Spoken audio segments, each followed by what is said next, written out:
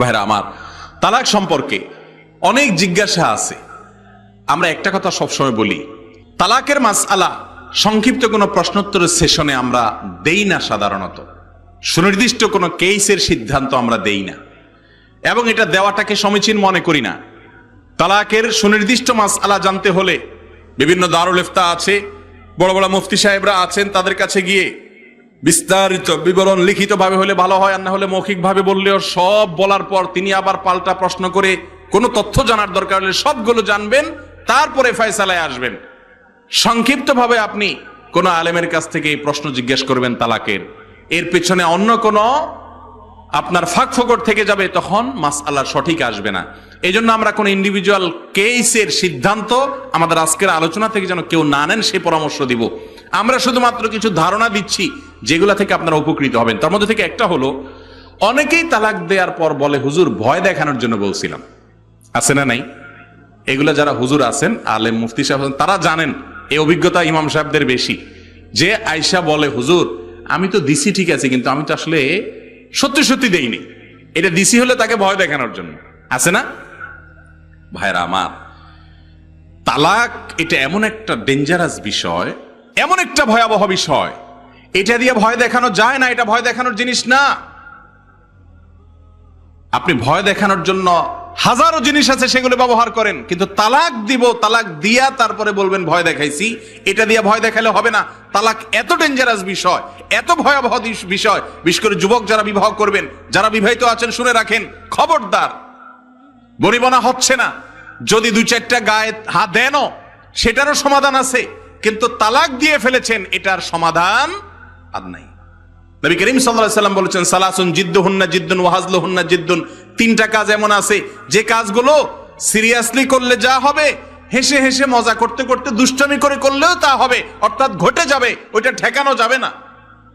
আপনি তালাক দিয়ে এসে বলবেন হুজুর আমি তো রাগের মাথায় দিছিলাম, আমি রাগের মাথায় দিছিলাম, মাথাটা ঠিক ছিল না। তো আমি বলবো আহারে আফসোস করতে পারবো, কিন্তু তাই বলে আপনার সাথে আপনার স্ত্রীর জোড়া দেওয়ার ক্ষমতা আমার থাকবে না যদি তালাক হয়ে যায়। কথা কি বুঝাতে পারছি? প্রায় শতকরা 99% মানুষ আয়েশা বলে যে হুজুর রাগের মাথায় দিয়ে দিছি, মাথাটা গরম হয়ে গেছিল, নিজের ঠিক রাখতে পারে না, তালাক দিয়ে ফেলছি। আমি তাদেরকে বলি ভাই রে, আপনি রাগের মাথায় একটা ধারালো ছুরি নিয়া একজনের পেটে ঢুকাই দিলেন, বুকে ঢুকাই দিলেন, ঢুকাই দিয়ে এরপরে আয়েশা বলতেছেন ভাই আমি তো আসলে তাকে মারতে চাই নাই, রাগের মাথাটা গরম হয়ে গেছে তাই ঢুকাই দিছি। আপনি এটা বললে কি ওই মানুষটা জিন্দা হয়ে যাবে? মরা মানুষ জিন্দা হবে? যে মরার সে ঠিকই মরে যাবে।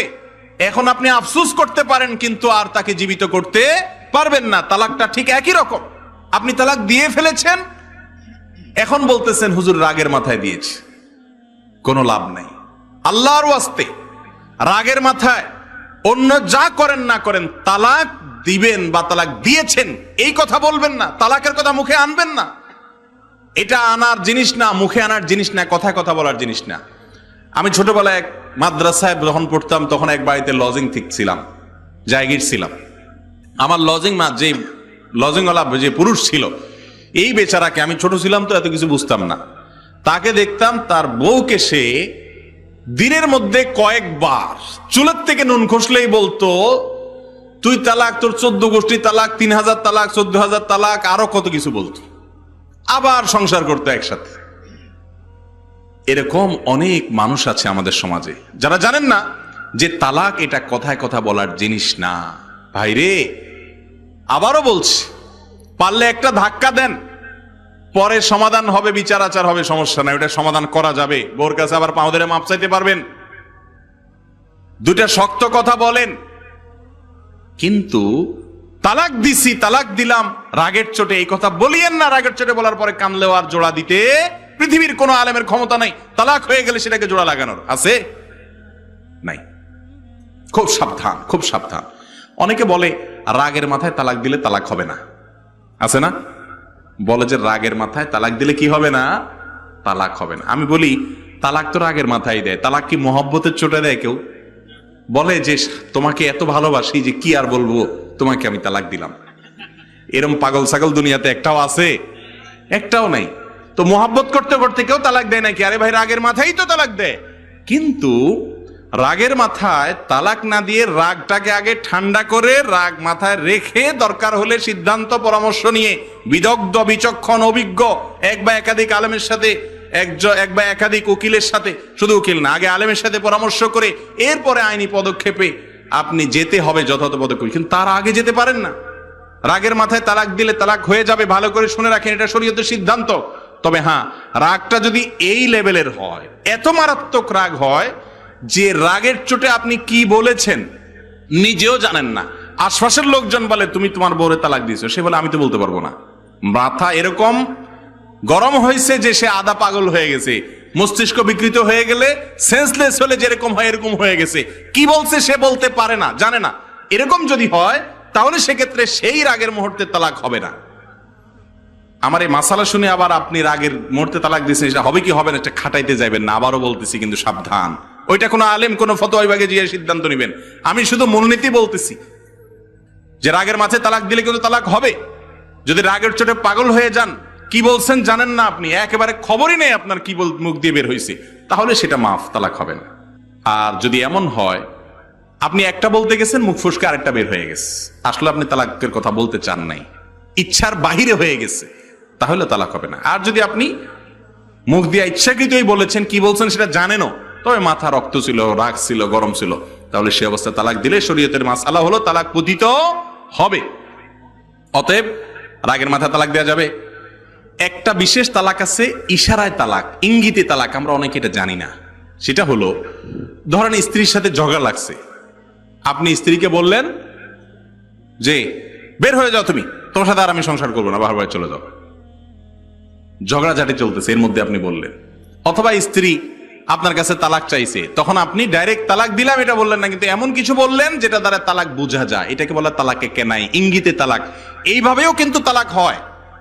অতএব তালাক ছেড়ে দেওয়া, এই সমস্ত কথা মুখের বাহির করবেন না। করজোড় করে বলি, এটা বাহির করার পর চোখে হাত দিয়ে কাঁদবেন, আফসোস করবেন, আর কাজ হবে না। যদি কাউকে না জানান তাহলে ভেতর ভেতরে জেনার সম্পর্ক হবে, কিয়ামত দিন জেনাকার হিসাবে উঠবেন। এই জন্য তালাক, এই কথা পুরুষরা খবরদার স্ত্রীদের সাথে মুখের বাহির করবেন না। এটা যদি করতে হয় মনে মনে সিদ্ধান্ত নেবেন, মুখে কিচ্ছু বলবেন না। মনে মনে সিদ্ধান্ত নিলে কিচ্ছু হবে না।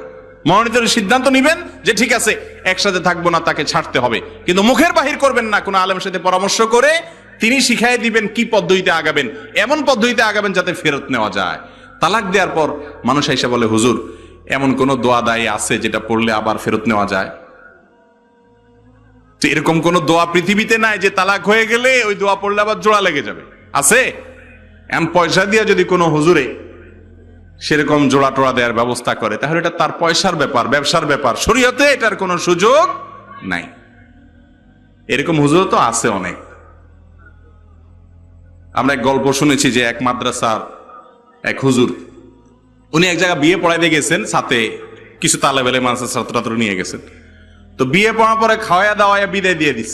হুজুর ঠিক আছে তাহলে আমাদের জন্য দোয়া করেন, জামায় মুসাফা সভা করে হুজুর বিদায় দিস। হুজুর কয় মানে হাদিয়াটা দিয়া তো পয়সা, হুজুর এটা পরে দেখা করবো আপনার সাথে আমি। হুজুর বুঝছে যে এটা তো মারিং পুরাই, পয়সা তো আর দিবেন না, খাওয়া বিদায় দিয়ে দিস। তো হুজুর বলতেছে সাথে থাকা ছাত্রদেরকে, এই দোয়া উল্টা পড়, বিয়া ভাঙ, দোয়া উল্টা পড়া ধর, বিয়া ভাঙ। ছেলে ভয় কা, হুজুর থামেন থামেন, উল্টা দোয়া পড়েন না, বহুত কষ্টে বিয়া পড়াইছি, এত খরচ বরচ করছি, আপনার হাদিয়া আনতিস, যা পরে হাদিয়া না হুজুর বিদায় দিস। তো এরকম হুজুরও হয়তো আছে। তালাক হয়ে গেলে কোন হুজুরের বাপের ক্ষমতা নাই, সারা দুনিয়ার সমস্ত হুজুরের একসাথ হয়ে গেলে শরীয়ত অনুযায়ী তালাক হয়ে গেছে। এবং তালাক যদি আর ফেরতযোগ্য তালাক না হয়, তাহলে মুগাল্লাজা যদি হয়ে যায়, বিচ্ছেদ হওয়ার মতো তালাক হয়ে যায়, তো আপনাদের মধ্যে আবার জোড়া লাগানোর ক্ষমতা হুজুরের খুব ডেঞ্জারাস। এই জন্য পরামর্শ করতে হবে।